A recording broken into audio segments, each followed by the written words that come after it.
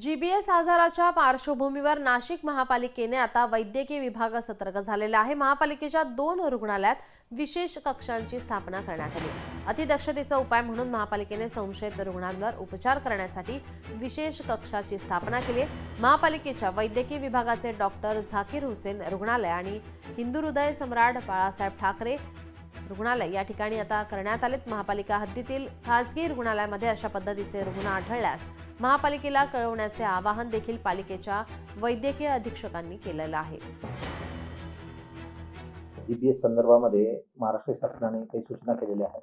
खासगी दवाखान्यामध्ये जर अशा काही केसेस आढळल्या तर त्यासाठी आपल्याला सर्वतोपरीची पूर्ण तयारी करायची आहे आणि त्यांना उपचार द्यायचा आहे। त्यासाठी आपण आपल्या नाशिक महानगरपालिकेतील मोठे दवाखाने आहेत, जसे हिंदू हृदय बाळासाहेब ठाकरे दवाखाना आणि झाकीर हुसेन हॉस्पिटल द्वारका, या दोन्ही हॉस्पिटलमध्ये आपण 2 वार्ड अद्ययावत केलेले आहेत। तर असे काही रुग्ण कुठे आढळले दररोजच्या दैनंदिन ओपीडीमध्ये तर आपण त्यासाठी उपचारात्मक याच्यासाठी आपण इथे दाखल करणार आहोत आणि पुढील उपचार देणार आहोत। लोकशाही मराठी ऐका, पहा, जागरूक रहा।